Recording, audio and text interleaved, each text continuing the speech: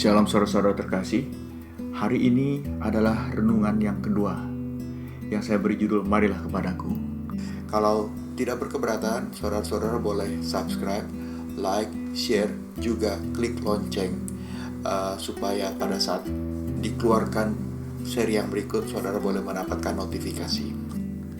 Bapa di surga, pimpinlah kami.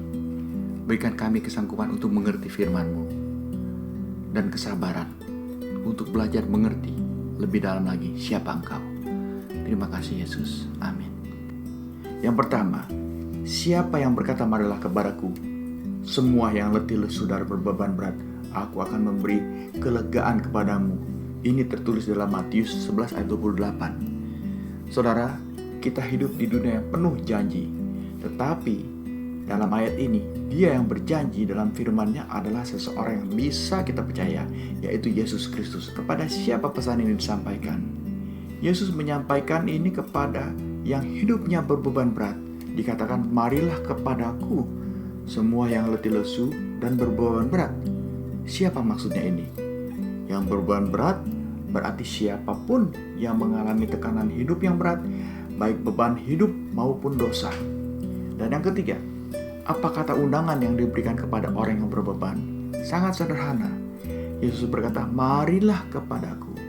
Saudara, kata marilah adalah sebuah kata yang bersifat undangan yang penuh belas kasihan, yang berarti, mari kepadaku, aku ingin kamu bebas dari beban dan masalah. Marilah juga sebuah kata yang mengandung harapan, yang penuh kemurahan hati, yang bisa berarti, aku di sini menunggumu, datanglah kepadaku. Kata marilah juga bersifat dorongan yang sangat lembut, yang bisa berarti ada sesuatu yang sangat berharga yang akan kulimpahkan kepadamu bila saja kamu datang dan ingin menerimanya. Dan yang keempat, apakah janji tersebut? Dikatakan, aku akan memberikan kelegaan kepadamu. Apa arti dari kata kelegaan? Yaitu semua rasa penat dan beban yang menghimpit hidupmu akan kuambil daripadamu dan kuganti dengan kemerdekaan serta sukacita. Datanglah beserta seluruh dosa-dosamu, bebanmu, masalahmu, dilemamu, keputusasaanmu, penderitaanmu, ketidakmampuanmu, dendammu, sakit hatimu, kehancuranmu, betapapun besarnya. Matius 5 ayat 3 berkata, berbahagialah orang yang miskin di hadapan Allah, karena merekalah yang mempunyai kerajaan surga. Dalam Strong Concordance jelaskan di situ bahwa tokos kata aslinya yang berarti beggarly, poor, sangat miskin, sangat butuh bantuan, yang berasal dari kata asli tokos.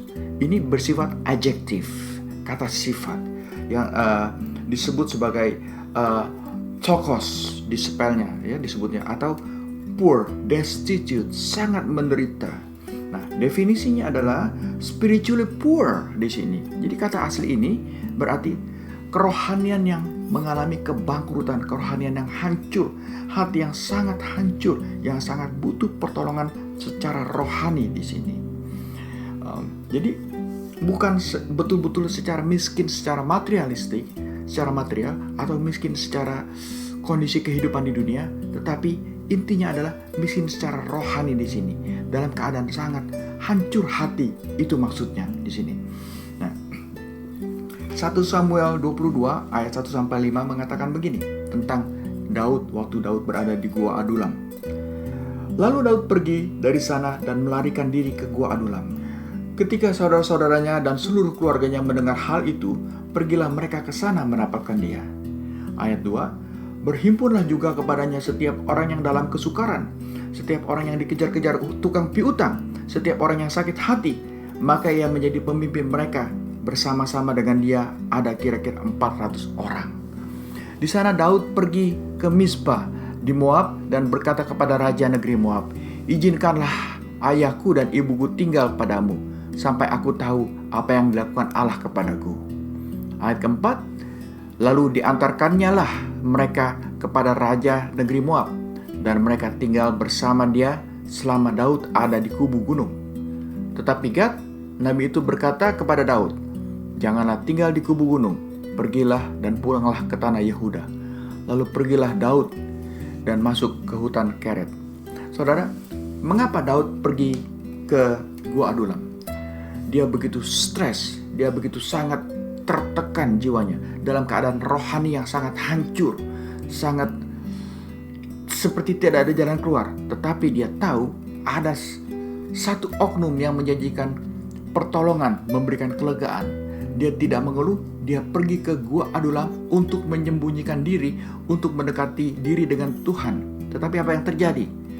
Tuhan izinkan hal ini terjadi pada saat saudara-saudara Daud mendengar bahwa Daud bersembunyi di Gua Adulam. Mereka datang ke dalam Gua Adulam bergabung dengan Daud. Bahkan datang juga orang-orang yang banyak hutang piutang, yang dikejar tukang piutang, orang-orang yang sakit hati. Dan Daud menjadi pemimpin mereka, 400 orang banyaknya. Bayangkan saudara, Daud yang sedang dalam keadaan tertekan, dia siap menolong orang untuk menjadi pemimpin mereka, 400 orang banyaknya. Nah, lalu kelegaan apa yang Tuhan berikan kepada Daud, yang Tuhan janjikan kepada Daud? Daud tidak berkata, dia tidak akan memberikan aku kebebasan dari masalah dan hukuman. Lalu kelegaan seperti apa yang diberikan? Ini dia.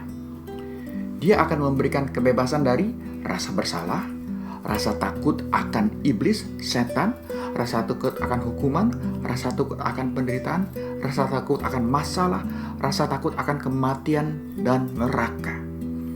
Saudara-saudara terkasih, manusia bisa meleset janji, tapi janji ini diberikan oleh Tuhan kepada kita. Tuhan tidak mungkin ingkar janji. Saudara, Yesus katakan, marilah kepadaku.